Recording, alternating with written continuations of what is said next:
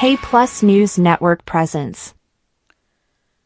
మన రాష్ట్రంలో red book పరిపాలన జరుగుతుంది. ప్రభుత్వాలు శాశ్వతం కాదు. మాజీ డిప్యూటీ సీఎం అమ్జద్ బాషా.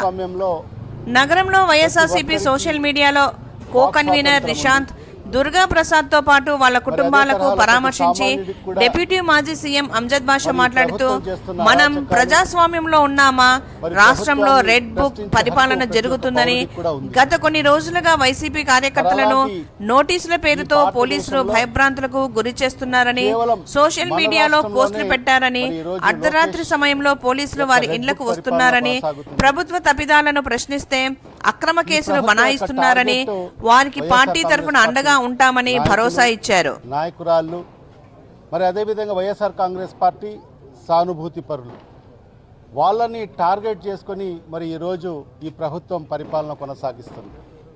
మరి ఇప్పుడే పెద్దలు చెప్పినట్టుగా 6 నెలలైంది ఈ ప్రభుత్వం అధికారంలోకి వచ్చి.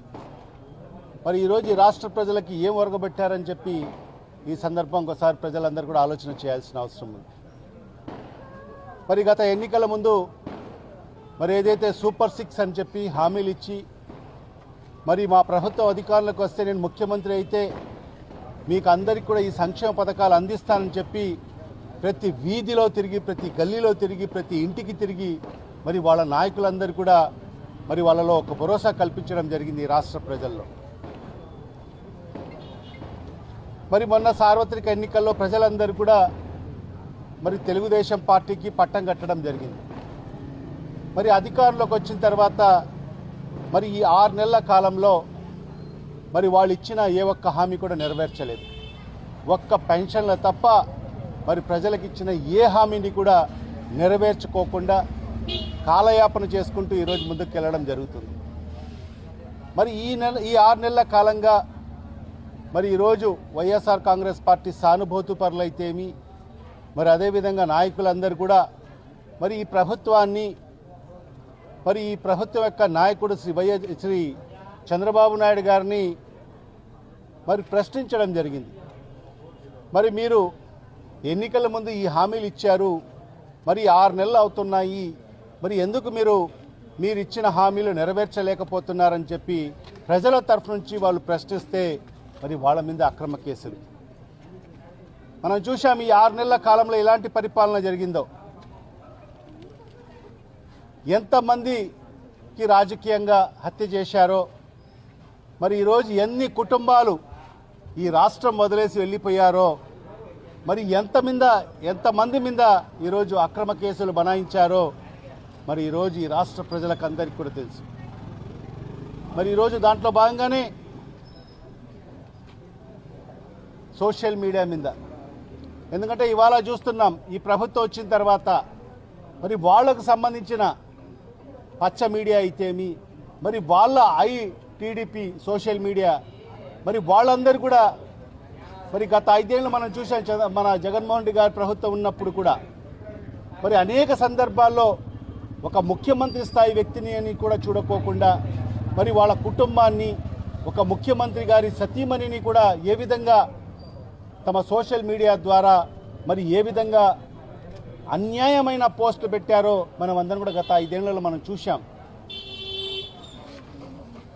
మరి అలాంటిది మరి ఈరోజు మన నాయకులు, మన సోషల్ మీడియా యాక్టివ్గా ఉన్న మరి ఏదైతే సానుభూతి పరులు మరి వాళ్ళందరూ కూడా ఈ ప్రభుత్వం మీద ప్రశ్నిస్తూ ఉంటే మరి వాళ్ళందరి మీద కేసులు పెట్టడం ఎంతవరకు సమంజసమో ఒక్కసారి రాష్ట్ర ప్రజలందరూ కూడా గమనించాల్సిన అవసరం ఉంది. గత వారం రోజుల నుంచి చూస్తుంటే ఈ రాష్ట్రంలో మరి ఈరోజు వైఎస్ఆర్ కాంగ్రెస్ పార్టీకి సంబంధించిన సోషల్ మీడియా మరి ఎవరైతే యాక్టివ్గా ఉండారో వాళ్ళందరినీ కూడా ఒక టెర్రరిస్ట్ లాగా ఏదో ఈ రాష్ట్రాన్ని అధోగతి పాలు చేస్తున్నారు. వాళ్ళు ఒక టెర్రరిస్ట్ లాగా భావించి మరి వాళ్ళందరినీ కూడా ఈరోజు వాళ్ళ మీద అక్రమ కేసులు బనాయించి మరి ఈరోజు వాళ్లకు నోటీసులు అందించడం జరుగుతుంది. నోటీసులు అందిస్తే పర్వాలేదు, మహిళలని కూడా చూడకోకుండా మరి ఈరోజు మన జిల్లాలో, వైఎస్ఆర్ జిల్లాలో మరి మొన్న 2 రోజులకు మునుపు మరి మన కడప నియోజకవర్గానికి సంబంధించిన ఒక మహిళ సోషల్ మీడియాకు యాక్టివ్గా ఉండే సునీత రెడ్డి, మరి అదేవిధంగా నిశాంత్ అని చెప్పి ఇద్దరి ఇండ్లకు 11, 11:30, 12 గంటలకు వాళ్ళ ఇంట్లో సుమారుగా ఒక 10 మంది పోలీసులు దూరి మరి ఒక భయానక వాతావరణం సృష్టించడం జరిగింది. మరి ఈరోజు నిశాంత్ అనే అబ్బాయి గత 10 ఏళ్లుగా వైఎస్ఆర్ కాంగ్రెస్ పార్టీకి అనుబంధంగా ఉంటూ మరి సోషల్ మీడియాలో యాక్టివ్గా పనిచేస్తూ మరి సునీత అయితేమి, నిశాంత్ అయితేమి మరి వీళ్ళందరూ కూడా పనిచేస్తున్నారని చెప్పి మరి 11:30 గంటలకు వాళ్ళ అపార్ట్మెంట్లో వచ్చి ఆ అపార్ట్మెంట్లో అనేక మంది సుమారుగా 25 కుటుంబాలు నివసిస్తున్నారు. వాళ్ళందరినీ కూడా భయభ్రాంతుకు చేసి 12 గంటలకు అందరికీ లేపి మరి ఆ ఇంటంతా కూడా సోదా చేసి 10 మంది పోలీసులు వచ్చి ఎక్కడికి వెళ్ళాడు, ఏం చేశాడని చెప్పి మరి చిన్న పసిపిల్లోడు ఉన్నాడు, 1 సంవత్సరం పిల్లోడు ఉన్నాడు, భార్య భర్త ఇద్దరే ఉంటారు.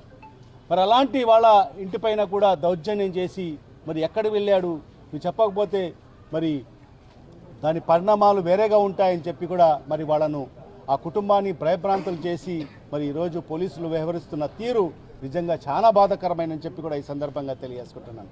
ఒకటే నేను కోరుకుంటున్నాను అధికారులకు, ప్రభుత్వాలు ఉంటాయి పోతాయి, ఇది శాశ్వతమైన ప్రభుత్వాలు కాదు, శాశ్వతంగా ఎవరు నాయకుడు కూడా ఉండడు. మరి మీరు అధికారులు అనేవాళ్ళు శాశ్వతంగా మీరు రిటైర్డ్ అయ్యే వరకు మీరు అధికారులుగా ఉంటారు కాబట్టి మీరు న్యాయము అన్యాయం అనేది పరిశీలించి మరి ముందుకు వెళ్ళాలని చెప్పి కూడా మరి అధికారులకు కూడా మరి నేను తెలియజేసుకుంటూ మరి ఈరోజు వైఎస్ఆర్ కాంగ్రెస్ పార్టీ మరి సోషల్ మీడియాలో ఎవరైతే మరి సానుభూతి పరులు ఉన్నారో సోషల్ మీడియాలో గత 10 ఏళ్లుగా యాక్టివ్గా పనిచేసిన మా కార్యకర్తలకు ఖచ్చితంగా వైఎస్ఆర్ కాంగ్రెస్ పార్టీ నాయకుడైన మా జగన్మోహన్ రెడ్డి గారి కాడి నుంచి సామాన్యమైన కార్యకర్త వరకు కూడా మీకు అందరికీ కూడా అండగా ఉంటామని చెప్పి కూడా ఈ సందర్భంగా తెలియజేసుకుంటున్నాను. ఎవరు కూడా భయపడాల్సిన అవసరం లేదు. మరి ఎంతమంది పోలీసు వాళ్ళు వచ్చినా కూడా మేము మీకు అండగా ఉంటామని చెప్పి కూడా ఈ సందర్భంగా తెలియజేసుకుంటున్నాను. ఎవరు కూడా అధైర్యపడాల్సిన అవసరం లేదు, ఏ కుటుంబం భయపడాల్సిన అవసరం లేదు. మీ కుటుంబానికి మేమందరం కూడా అండగా ఉంటామని చెప్పి కూడా ఈ సందర్భంగా తెలియజేసుకుంటున్నాను. ఖచ్చితంగా మీరందరూ కూడా మరి ఖచ్చితంగా జగన్మోహన్ రెడ్డి గారు అదేవిధంగా మమ్మల్ని చెప్పి మా వైఎస్ఆర్ కాంగ్రెస్ పార్టీకి సంబంధించిన సోషల్ మీడియాలో ఎవరైతే ఉన్నారో వాళ్ళందరినీ కూడా మీరు పరామర్శించండి అని చెప్పి కూడా మాకందరికి కూడా పంపించడం జరిగింది. ఖచ్చితంగా ఎవరు కూడా భయపడాల్సిన అవసరం లేదు, అధైర్యపడాల్సిన అవసరం లేదు. వైఎస్ఆర్ కుటుంబ సభ్యులైన మేమందరం కూడా మీ కుటుంబానికి అండగా ఉంటామని చెప్పి కూడా ఈ సందర్భంగా తెలియజేస్తాం.